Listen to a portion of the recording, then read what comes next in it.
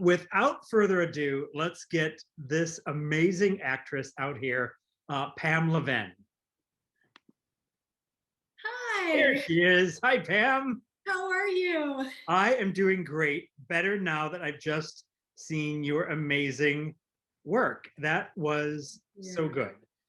I have a question for you. Who are you?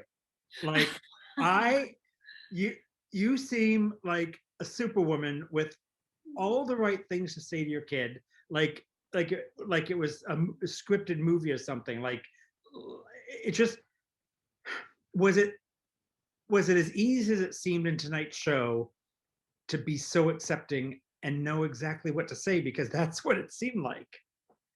That's so flattering, and I take that as such a big compliment. Thank you so much, because when I think of myself, I grew up in Northeast Philadelphia, and I don't know, I with a public school education, like I always feel like I never know the right thing to say. Not putting Philly down, but just I always feel like I struggle for the words. And so you saying that makes me feel so good, because I always feel like I'm kind of winging it. And I guess when I would talk to Darby, and when I do talk to Darby, I mean, yeah, I talk to Darby all the time, of course, but especially during the actual transitioning and earlier on, I was just trying to speak from my heart. Mm. And so I really, I, I didn't know the right answers, because are there really perfect answers? I don't know. I just know I didn't know a whole lot about this topic when Darby first addressed it. And I just wanted to be as supportive as possible, even though I myself was super confused. Oh, okay. Does that make sense? Hmm. Yeah. You know, it made me think that there are so many adults out there Yeah. that want to transition, have transitioned, are afraid to transition, and they don't have the love and support of anyone. And how lucky Darby is at 6 years old at that point, to have you and your family, because there are so many people out there without support, and it's really amazing. Thank you. I have been noticing that as well. And it truly breaks my heart, because I feel like we all need support in general, but especially when you're going through something that's so personal, and I'm sure, I mean, I think about, how did Darby even know what it was that he was going through? Like, he couldn't even really clarify what it was, because he was only almost 6 years old. He was really technically 5. And how he said it was, this half of me feels like a girl, but this half of me wants to be a boy. And that was the way he could articulate it. But he didn't know that that's something called gender dysphoria. You know what I'm saying? But So, but how lucky, because so many parents would have, or still do, oh, you don't know what you're talking about, stop being that way, go put a dress on, like, you know what, I don't know what you're, I don't know, I just imagine all these horrible things that some parents say, and you opened your heart and listened to Darby. well, thank you. This was not the first time I saw signs.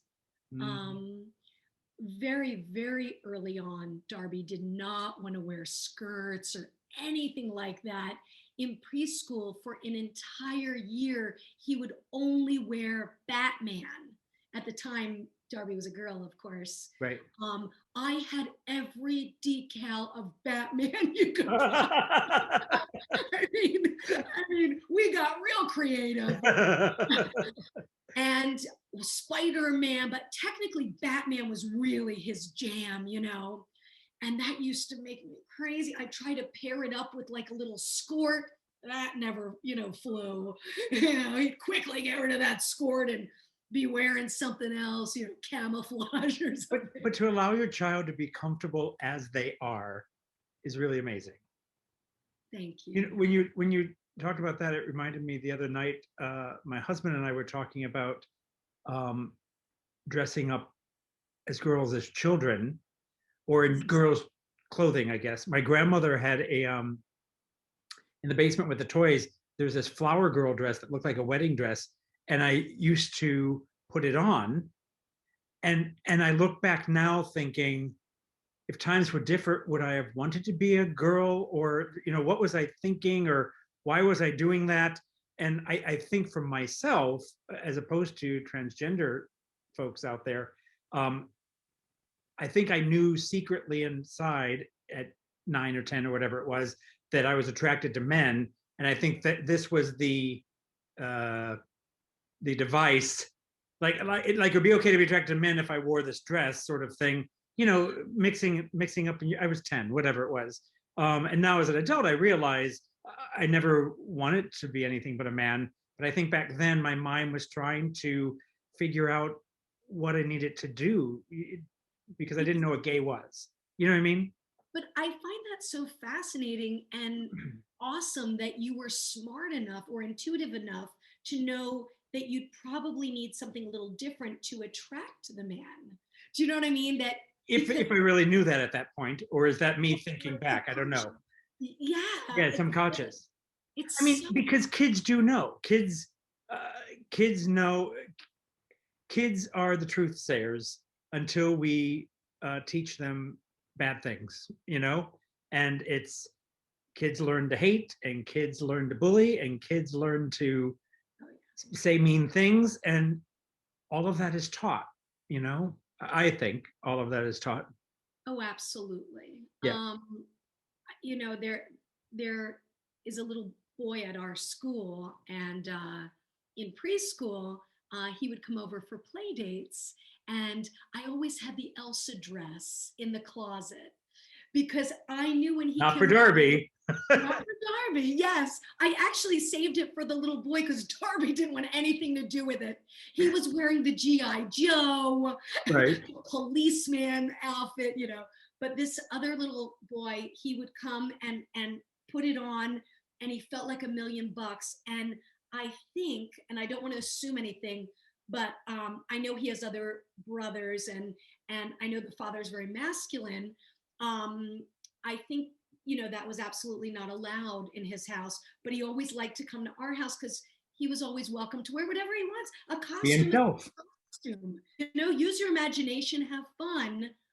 And I am not 100% sure, but I think it's Disney that now does gender neutral costumes. Ooh.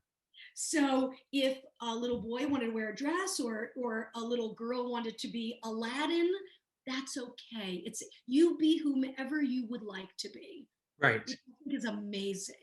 I mean, things have changed so much. My niece and nephews, when they met my now husband, when he was my boyfriend, it was just like, oh, okay. Like the adults in my life, some of them had problems, but the kids were like, oh, that's the way it is, no big deal.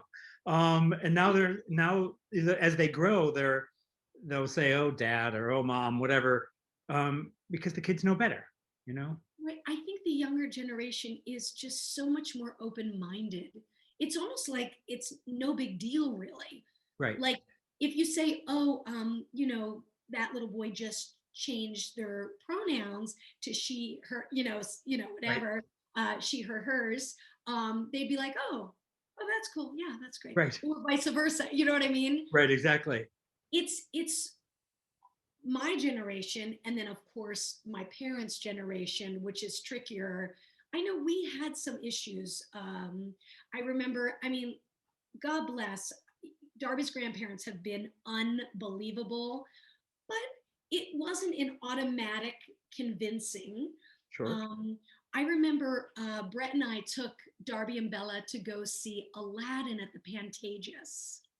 And it was lovely. They did a phenomenal job. And I said to Darby in the car, did you have a favorite? And I was thinking, of course he's going to say Aladdin.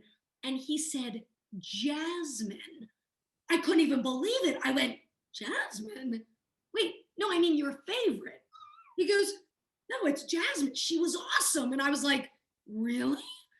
And I know this was a crazy thought, but for like this second, I thought maybe, maybe he doesn't want to be a boy. Maybe he does want to be a girl. And so I was sharing this conversation with my dad, and my dad said, "Go to Disney today. I'll pay for it. Get the Jasmine costume." Mm. And I thought about it, and I'm not going to lie, for a split second, I got excited. And it's not that I don't want Darby to be exactly who he is, but it's these expectations I think we have when we have a child with a particular gender, Mhm. that we just envision the prom dress and the sweet 16 and the bridal gown, and it's just something you envision. Maybe it was something I envisioned, I don't know. I know for me, the hardest thing was going into Macy's or going into a little boutique and seeing a gorgeous sequin dress, or something just so feminine and yummy and delicious, and I would just sob in Um, Macy's. I would just sob. I remember taking Darby to like the children's place, mhm. and we'd walk in, and I'm a little bit over the top. I love the leopard and everything. You? I do. I love it so much. And I kind of steer him into that section with the glitzy glitz, and he'd meander into the boys section, pick up a pair of the hush puppies. I'd be like, oh God, not the hush puppies. Like, could you find something more creative than that? And then I'd again bring him into the girls section. 2 seconds later, he's back in the boys section, you know. But going back to the Aladdin thing, I said to Darby, I was talking to Pop, and Popple said he would treat you to a Jasmine costume if you wanted, because I know you said Jasmine was your favorite. And he went, Jasmine? I mean, she was my favorite, but I don't like wear her costume. Or I be mean, her. yeah, he's like, if I'm gonna wear anything, I definitely want Aladdin. And I was like, oh, okay, okay. It's interesting. I don't know if you watch RuPaul's Drag Race. No, but I heard it's amazing. It's great, but right now they have a transgendered uh, man on there, which is the first time ever. And it's interesting because she became he, but now he wants to dress in drag because it's not about being a woman, it's about dressing in drag, you know? Wow. So, and so it is sort of like that interesting, makes you want to think. Got Mix is what his name is. And he's doing a great job on the show. Wow. But it's not for that, it's not about being a woman, it's about being a drag queen, you know? Yes. But in day-to-day life, he is and dresses as a man. That's so interesting. So I want to ask also about your husband Yes. and his journey. Was his the same as yours, or did it take him longer, or like you spoke a little bit about him in the show, but what was his journey like? It's funny, Brett is such a loving, he's the kind of guy, heart as big as the whole outdoors, and very accepting. Brett's sister, I want to say, is bisexual. She was married for 10 years to a woman, but now is currently in a relationship with a man, which is so interesting. Mm-hmm. So he's always been super open-minded. We've both of us have always been in theater, and so he loves theater and all that. And so we have a lot of friends that are in the LGBTQ community. But being your own child is sometimes a different story, where it Mm-hmm. was a little bit harder to process. And I think, had Darby just said, I'm gay, I think that would have been not a big deal. But the fact that Darby was his baby girl, Daddy's little girl. daddy's little girl. So I think it was very, very hard for Brett to like. Brett was pretty much under the assumption that this was a tomboy kind of thing, that it was a Right. phase. That Right. he's so young. Why are we labeling something? Let it run its course and then he's going to be over it. Right. And I think it's a natural step for people to take when they aren't exactly ready to face the truth. Exactly. Heck, I know lots of gay men start by saying, I'm bisexual or I think I'm bisexual because they aren't ready to tell everyone that they're gay. And it's sort of like a transitioning step, you know? Yes. How old is Darby now? Darby is 9 3/4. Okay, so this happened about 3 years ago. Right. The initial knowing Right. happened, yes, almost 6, and we transitioned at age 8. Okay. Yeah. Well, this has been amazing. And it is one of the really, really exciting shows we have as part of our Solo Stories series. And so I want to bring on the woman who curated all of these. Yes. Please welcome Mariah Booth Ong. Look at her, ready Hello. to come on. All right. Hi. Hi. Hi. Well done, Pam. Amazing show. Thank Amazing. you so much. Mariah, how did you find Pam Levin? Pam was referred to me by April Wish, who is our July solo stories. I've known April for years and years and years. And I knew she had a solo show and was in this space. And I talked to her. I'm curating the series. I want it to be diverse women's stories and she was immediately like, you gotta get Pam, here's her number. And I absolutely loved this story.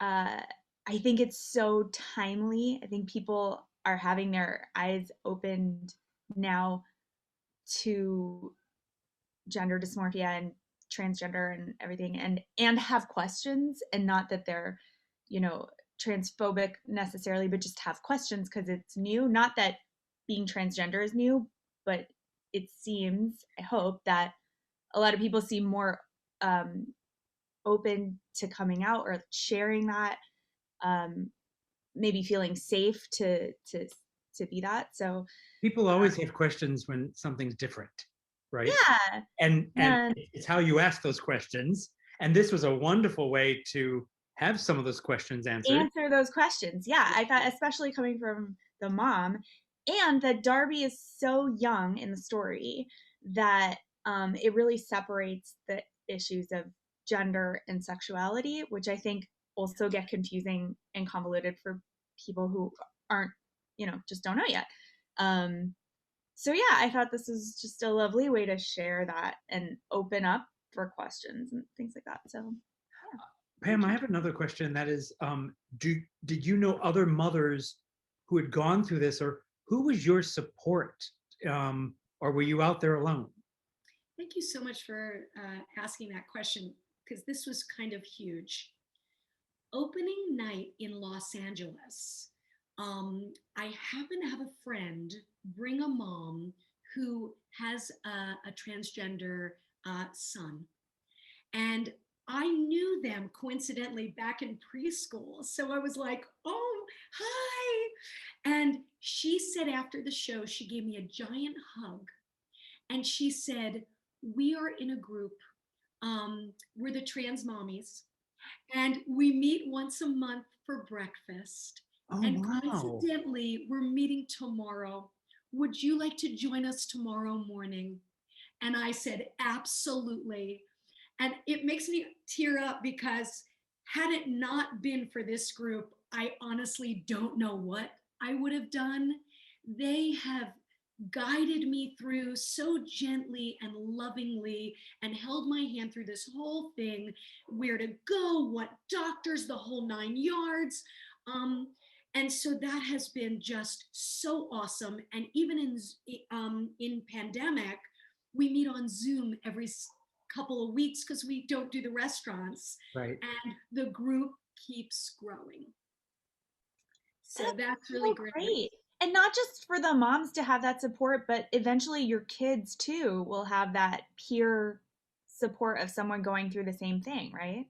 Now, interestingly enough, the children have never met.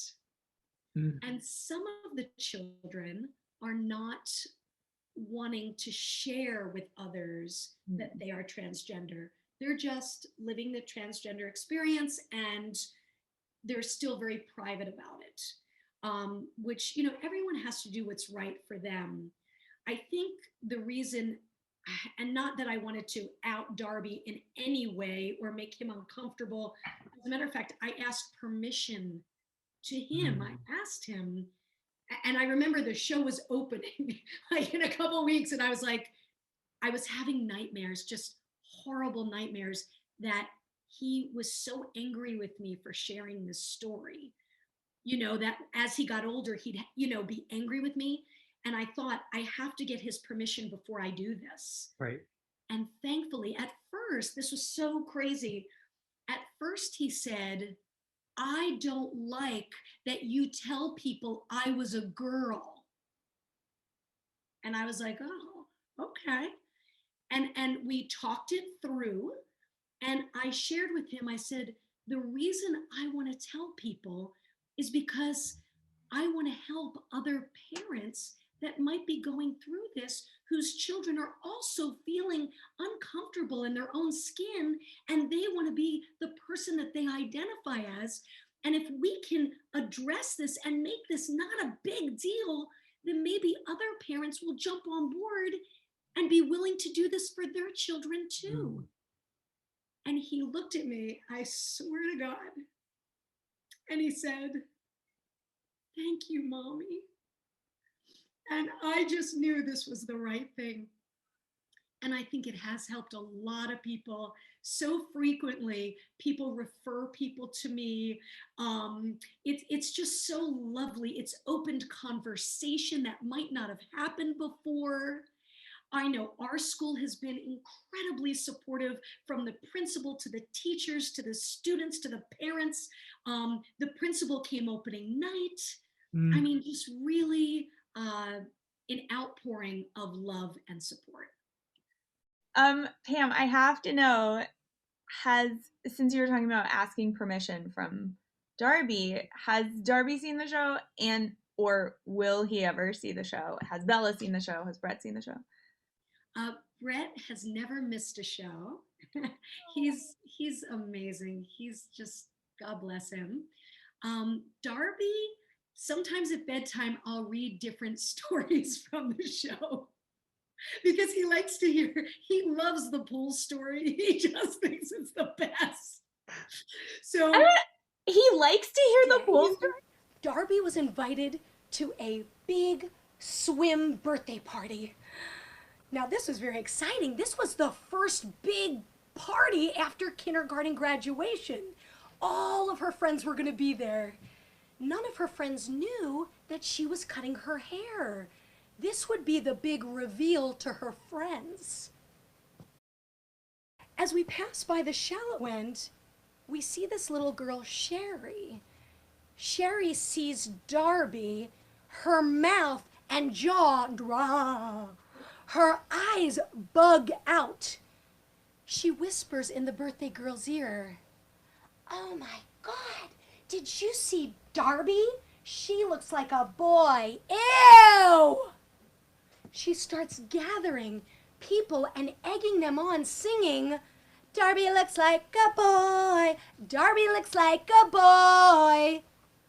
Sherry looked at Darby and with a devilish grin whispered, "Boy." The kids started laughing. I was horrified. I looked at Darby. Darby was very cool and calm, and leading with her chin, she said, "Mommy, let's get out of here."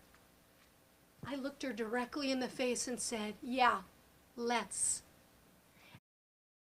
I love in the pool story, my real, what hit home to me was how you made it okay to leave an uncomfortable situation. And I think so often it's the opposite, where you're like, no, it's okay. It's going to be okay. We can get through this, suck it up. You're here.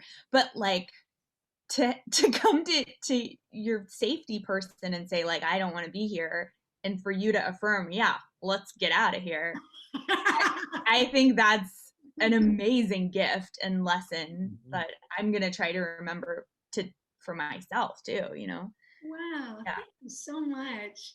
I kind of feel like if if you're not having a good time, or if you're not around people that make you feel good about yourself, why stick around? You know, like, let's get the heck out of there.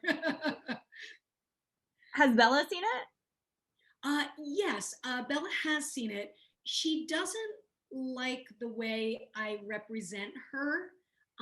In the one scene, it hurt her feelings. And I felt sad about that. But I talked to her about it and I said, you know, it's really important that we're honest. And it's not that I was throwing you under the bus in any way, but I think it's important for people to know that it wasn't easy for you, because this is not necessarily a normal situation that a typical family goes through. And I think it's valid to be angry or to be upset. I think she was also hurt that she wasn't getting the kind of attention from Brett and I, because we were struggling just to like get through, and you know, it was a challenging time where we were just trying so hard to be supportive, even though emotionally it was really challenging. Does that make And sense? it shows Bella's growth too, which is important to show, because not everyone goes, oh, that's great. You know, Right. it's a struggle for a lot of people. The boy who would come over to your house and dress up as Elsa, have his parents seen the show? His mom had come to see the show. She's amazing. She's been super supportive of all of my shows, which is really meaningful. And you know, she's doing the best she can, and she's doing a great job. You know, everybody goes at their own you know, pace. I think this show showed me so much like you as a mother, and how you clearly lead from a place of empathy and authenticity. And I think that your kids are so lucky. And I know everyone says that to everyone, like people say that to me all the time. You're so lucky to have your mother. But like really, you know? And that the story you told about like in the synagogue watching the other little girl in the dress, and how you would never have your little girl back.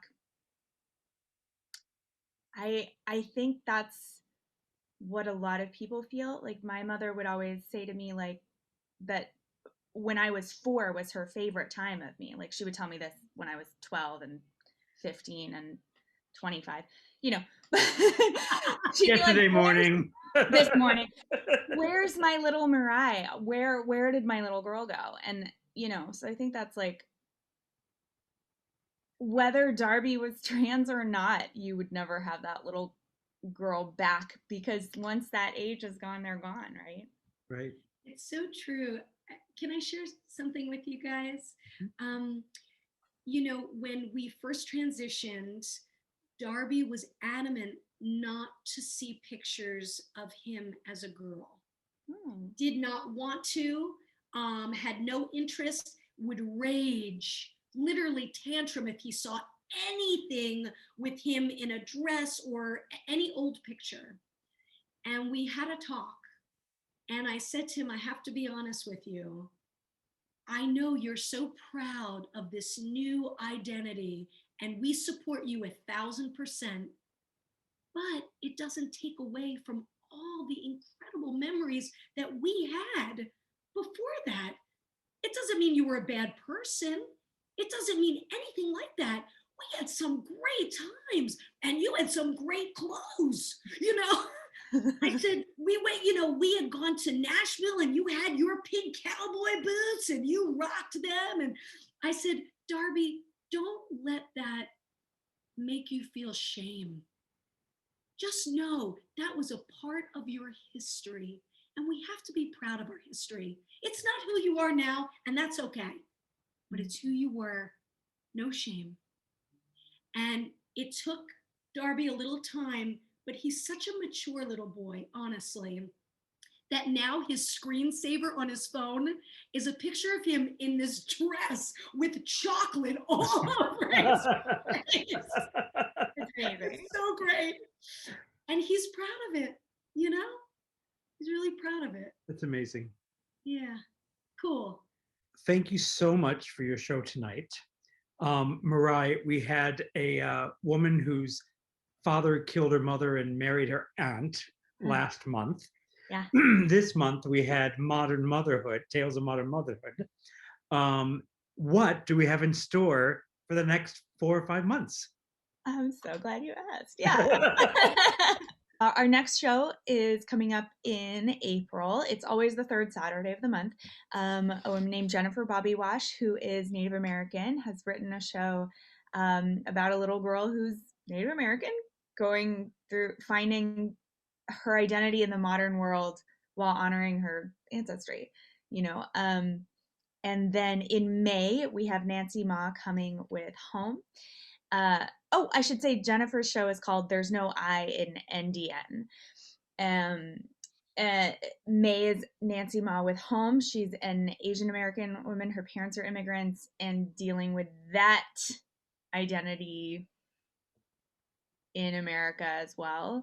First generation. She's first generation, yeah. And hers was in a table read for the Morgan Wixon last year and was so popular we had to bring it back. It was very highly requested. And then what's coming up? Oh, June is someone Pam referred us to, Madeline Rochester Kravitz, who is an African American woman whose mother was raised in the South, and it was a very big part of her identity and how she was raised, in bettering herself and just a lot of pressure in that as being part of that race identity. And then as part of her relationship with her mother has Alzheimer's. And so the show is sort of that journey, that relationship with her mother. And then we close out with another motherhood story from April Wish. But sort of the other side. She has 2 young children, and this is her second show about motherhood. It's Pam's second show about motherhood too. That's so funny. But Mothers have so many stories to tell. And raising a little boy as, a feminist woman in a modern world, teaching him to be gentle and kind and what that's like. And that's called Mommy Monster. And that is our last show in the series, and it will be in July. We could have actually just called this Journeys, because they're all about these women's journeys, whether it's their racial journey, whether it's their motherhood journey, whether it's my father killed my mother journey, like they're all families and identity and how we fit as women like into the bigger society. I feel like we're always caged in a lot of theater and movies, and those characters tend to not be as diverse as real women. So that's sort of how these all came about. But I also think they're very universal themes across, because it is family, identity, love. That's the name of the game, right? When I found out the lineup of talent, and I was so blown away and excited because I'm familiar with so many of the people in this series. April Wish, amazing. Her first show is just phenomenal. But coincidentally, both Madeline and Jennifer, we all 3 studied with Terry Silverman. We all took the master class to write our shows. So I thought it was funny that 3 of the 6 solo artists happen to be students of Terry Silverman's. And she's watching tonight, right? Yes. Yeah. She's Jennifer Bobby Wash and Madeline Kravitz. Yeah. Yes. That's amazing. Incredible. So, Pam, what do you have going on next? You've done Tales of Modern Motherhood Part 1. First of all, where can we see that, or can we see that? So Part 1, I am going to be taking to Sacramento. I want to say the end of June. Road trip. I know. I'm hoping it'll be with a live audience, which will be so exciting. That's what it looks like. But again, I guess we have to wait and see how things work out. But before then, I'm opening my brand new show, which is called Astrologically Screwed. And it's about, the tagline is, and other psychic revelations. And where's that going to be? That'll be at the Whitefire Theater on April 30th at 7 p.m. Not long from now, so get your ticket. Yeah. Thank you. Thank you so much. I can't end tonight without mentioning a couple chats we have here. Spencer says, just wow, good for you for being a conscious parent. Sounds like you did all the right steps to walk your son through the transition. Thoroughly impressed and teary-eyed about the journey you went through. And Deborah says, I can't imagine or fathom experiencing what Pam has gone through. We're all blindsided in life. She completely handled this in the most profound way possible. I've taken many mental notes and hope to allow myself to react as she did if and when a situation as hers arises. So you've touched hearts tonight, and hopefully you will continue touching hearts as you share your beautiful story. Thank you so much. I'm so proud to be a part of this solo series, and I'm so thrilled to be working with both of you. You're both so lovely, and I hope it's the beginning of many, many times working together. Hope so too. Thank you so much for joining us tonight, and thanks for Pam and Mariah for joining us for the talkback. Really appreciate it. And Pam, we wish you the best of luck. And Mariah, we will see you with the next solo stories next month. See you next month. Thanks, everybody. Thank you so much.